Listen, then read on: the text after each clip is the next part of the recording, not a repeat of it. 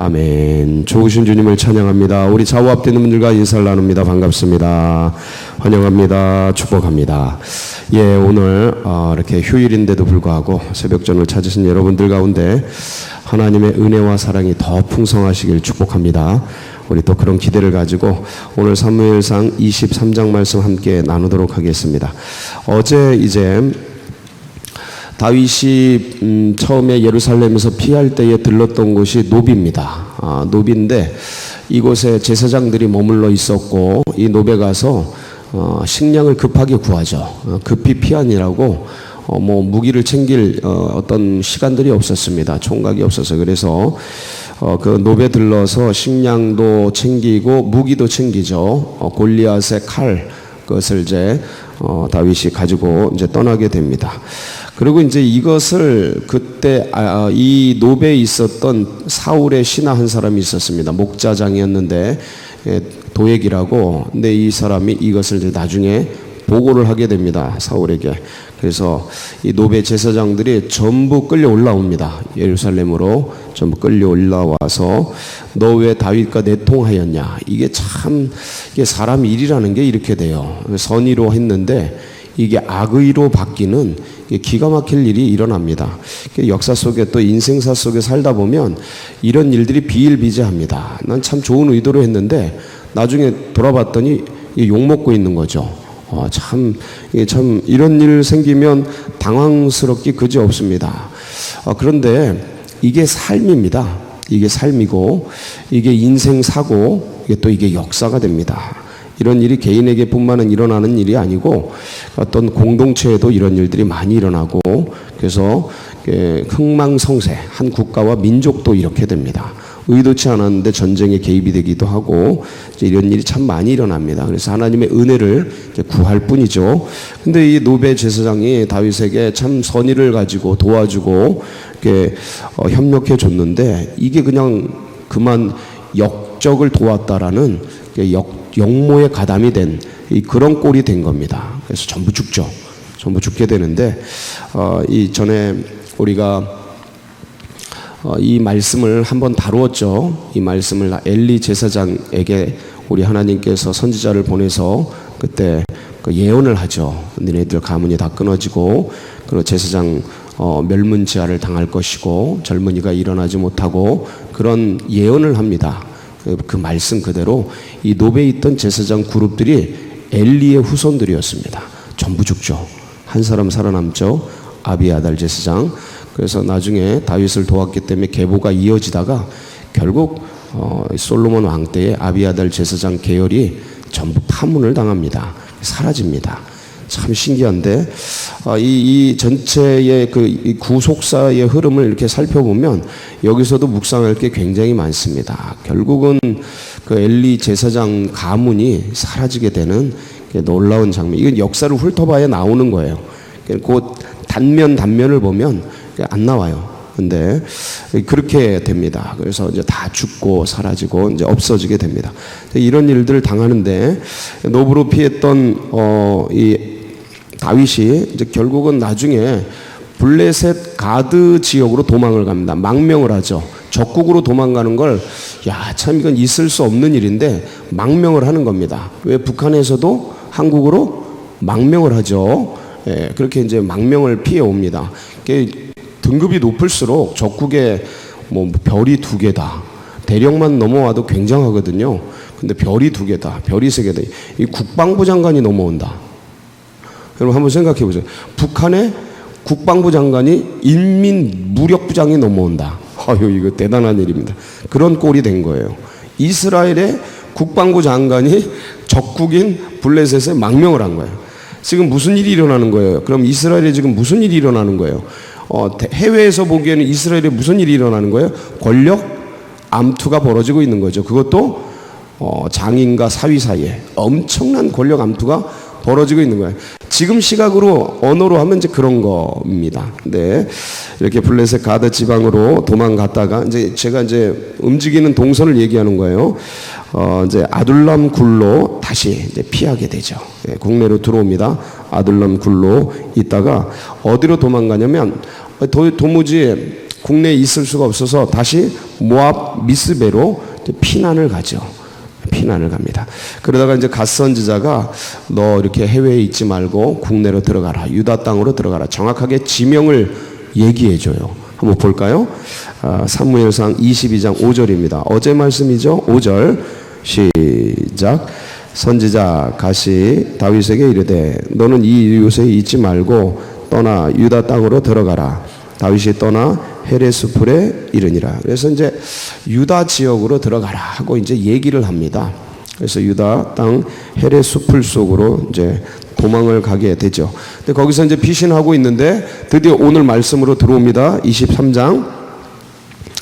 이 헤브론 북서쪽에 한 13km 지점에 있는 유다 땅 안에 있는 거예요. 이 그일라가 다윗의 동네입니다. 다윗이 유다 출신이잖아요. 유다 지역이에요.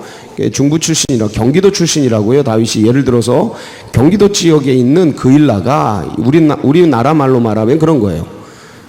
수도는 예루살렘이고, 근데 그 지역에 있는 그일라란 말이에요. 경기도란 말이에요. 경기도 출신인 이 다윗이 보기에 그일라가 공격받고 있다는 얘기를 들은 거예요. 그것도 누구에게? 블레셋에게. 영원한 적국 블레셋이 그일라를 이제 치고 있다는 얘기예요. 전부 가족들이고 우리 친지들이고 우리 지역 사람들이란 말이에요. 그 1절이에요. 한번 1절 읽습니다. 시작. 사람들이 다윗에게 전하여 이르되 보소서 블레셋 사람이 그일라를 쳐서 그 타작마당을 탈취하더이다 하니 블레셋 사람들이 들어와서 정보를 들은 거예요. 이게 다윗이 정보망이 상당했어요. 역시 국방부 장관은 어딜 가든 쫓기든 뭐 하든 정보망이 상당히 잘 갖춰져 있어요. 그래서 아무리 내가 피난 당하고 도망자 신세지만 내 고향 사람들이, 내 지역 사람들이 공격을 당하고 있는데 가만히 있을 수가 없는 거예요. 국방부 장관쯤 되고 그 유다 지역에, 이 경기도 지역에 위대한 인물이란 말이에요. 많은 사람들이 어려움을 당하고 고통당하고 있으니까 누군가에게 다윗에게 연락을 한 거죠. 연락을 해. 지금 상황이 이렇습니다. 뭐 도와달라고까지는 얘기를 못했겠죠. 도망병 신세라. 근데 다윗이 이걸 듣고 가만히 있지를 못하는 거야. 돕고는 싶은데 사울 왕에게 쫓기는 신세고, 사실 왕이 가서 이거 해결을 해야 될 문제인데 해결하고 있지 않으니 이걸 돕고 싶은데 쫓기는 신세고, 어떻게 해야 되나? 어떻게 해야 되죠? 어떻게 해야 될까요? 2절입니다. 시작. 이에 다윗이 여호와께 묻자와 사람들을 치리까? 여호와께서 다윗에게 이르시되 가서 블레셋 사람들을 치고 그일라를 구원하라 하시니. 다윗이 하나님께 묻습니다. 그게 다윗의 강점이죠. 다윗은요, 쫓기면서도 시를 씁니다. 다윗은 미친 척하면서도 시를 써요. 다윗은 그날 밤 네가 하나님 앞에 큰 죄를 지었다, 나단 선지자에게 책망을 받고 그러면서 회개하면서 그날 밤 시를 씁니다. 다윗의 강점이에요. 어느 순간이든 하나님께 묻고 어느 순간이든 그 받은 대로 또 글을 써요. 기록을 해요. 다 기록한 거예요. 시편 절반이 다윗의 시입니다. 대단하죠. 이 다윗이 묻습니다. 하나님께. 하나님 어떻게 할까요? 여러분, 전쟁이 났는데 싸워야죠. 예를 든다면. 근데 하나님께 물어요. 이건 우리가 꼭 본받아야 될 지점이죠. 우리 지금 이 현대사회가 얼마나 바쁩니까? 경쟁, 치열한 경쟁, 특히 대한민국은 급속도로 움직이는 시대 아닙니까? 너무 빨리. 그 대한민국의 언어 중에 하나가, 세계에 알려진 수출된 언어 중에 하나가 빨리빨리야. 빨리빨리. 온 세계 사람들이 다 알아. 어딜 가든 동남아 가든 빨리빨리. 참, 이게 중국 가든 빨리빨리. 중국은 천천히인데 만만인데 빨리빨리를 다 알아. 이게 다윗이 하나님께 묻습니다. 그렇게 이 분주하고 어려운 시대인데도 물어요. 그래서 어떻게 해야 됩니까? 뭐래요? 하나님이 블레셋 사람들을 치래요. 여러분, 움직이면 동선이 어떻게 돼요? 다윗의 동선이 노출이 되죠. 내가 지금 도망 다니고 있어요. 안기부에 쫓겨서, 검찰에 쫓겨서. 근데 내가 지금 공개적으로 노출이 되면 동선이 파악이 되잖아요. 잡아가라는 소리가 되거든요. 야, 그러니까 다윗의 사람들이 3절 시작. 다윗의 사람들이 그에게 이르되 보소서 우리가 유다에 있기도 두렵거든 하물며 그일라에 가서 블레셋 사람들의 군대를 치는 일이니까 한지라. 여러분, 이 다윗의 사람들이 말이 맞아요, 틀려요? 정확하게 맞죠. 아유, 장군님 정신 차리세요. 지금 우리가 도망자 신세입니다. 여기 있는 것도 지금 불안불안해 죽겠는데 지금 누굴 도와요? 우리 코가 석자인데 지금 누굴 가서 돕습니까? 이때 전문 용어가 딱 나와야 돼요. 죽으려고? 네, 그거 했습니까? 뭐 이런 거예요. 이게 지금 그런 거죠. 굉장히 상황 파악이 안 되는 거. 근데 다시 물어요. 사람들이 하도 그러니까 다시 묻습니다. 4절 시작. 다윗이 여호와께 다시 묻자온데 여호와께서 대답하여 이르시되 일어나 그일라로 내려가라. 내가 블레셋 사람들을 내 손에 넘기리라 하신지라. 야, 다시 물은 똑같은 대답을. 그래서 가서 내려갑니다. 그일라를 구원합니다. 이기게 돼요. 그래서 그일라는 딱 이렇게 분지 지역으로 들어가서 이렇게 쌓여 있는 곳이에요. 들어가면 뭐 이렇게 대구 같은 지역, 예를 들어서 들어가면 싹 쌓여 있는 지역이라 크지도 않고, 그래서 이제 포위하면 잡히기 쉬운 땅이에요. 이 소식이 바로 사울에게 들어갑니다. 사울이 잘됐다. 그일라에 들어가서 7절이죠. 시작. 다윗이 그일라에 온 것을 어떤 사람이 사울에게 알림해 사울이 이르되 하나님이 그를 내 손에 넘기셨도다. 그가 문과 문 빗장이 있는 성읍에 들어갔으니 갇혔도다. 이건 뭐예요? 도간에 든 쥐다. 그래서 가서 잡아 없애자 하고 이제 군대를 모으고, 자 보세요. 사울이 모든 백성을 군사로 불러 모으고. 여러분, 일반 백성은요 평소에는 목축업을 하고 농업을 하는 겁니다. 그러다가 전시에 모으는 거예요. 우리는 상비군이잖아요. 우리나라는 지금 상비군이잖아요. 그러니까 몇 년 동안 계속 국가의 공무원식으로 상주하잖아요. 근데 이때 당시에 그렇게 상비군이 그렇게 많지를 않았어요. 몇천 명 정도고, 나머지는 예비군처럼 흩어져 있다가 전시가 되면 끌어모으는 거예요. 근데 모든 백성을 군사로 끌어모아요. 뭐 하겠다는 거예요? 전쟁하겠다는 거야. 와, 이 진짜 사울이 약간 미쳤어요 지금. 그러니까 상황 파악을 못해. 600명밖에 안 되는데 모든 백성을 군사로 끌어모으고 전시 체제로 가는 거예요. 그리고 이제 근데 여러분, 예비군 동원령이 내려지고 이 나라가 전시 체제로 바뀌는 게 순식간에 되는 게 아닙니다. 시간이 걸려요. 물자가 동원되고 이런 걸 움직이는 게, 체제가 바뀌는 게 하루 아침에 되는 게 아니에요. 이 소식이 다윗에게 어떻게 되겠어요? 전달이 되죠. 정보 싸움이에요. 이 시대는 정보 싸움이에요. 누가 정보 먼저 아느냐예요. 정보가 돈이에요. 요새는 힘이고. 그래서 이게 서로 알게 됩니다. 알게 돼요. 자, 다윗이 이 소식을 듣고 다시 묻습니다. 10절 시작.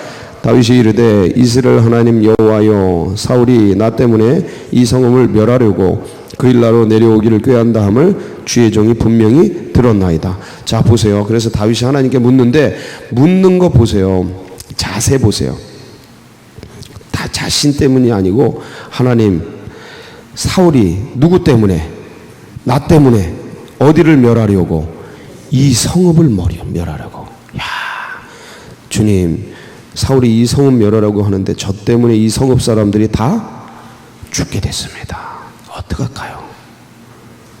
아, 감동이에요, 감동.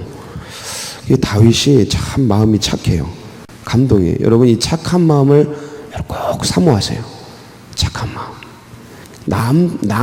남 이용하고 남 이렇게 악용하고 이런 게 아니고 착한 마음. 남 도와주고 배려해주고, 이 마음 갖는 게 가장 큰 축복입니다. 하나님이 그 마음을 기뻐하셔요. 근데 그게 참 사람이라는 게 희한하게 자라온 배경들이 있어서 어떻게든 살아남으려고 생존 본능을 발휘하고 이 사회 속에서 그러다 보면 나도 모르게 내가 살아남으려는 구조로 바뀌어요. 근데 이 다윗 보세요. 도망 다니고 피하고 목숨이 경각간에 달리는데도 계속 그일라 왜 가? 그일라 도대체 왜 가요? 지역 주민 살리려고. 지금 지코가 석자인데 막말로 말하면 기가 막힌 거 아니야. 이제 그일라가 멸망당하게 내려와서 다 쑥대밭 만들겠죠, 사울이. 멸망당하려고. 왜냐면 그일라를 다윗이 살렸으니 그일라 사람들의 왕이 누구예요, 그럼? 다윗이 되는 거예요. 그러니까 사울의 입장에서는 그일라 다 쑥대밭 만들겠죠. 그런 걸 생각하니까 하나님 어떻게 할까요?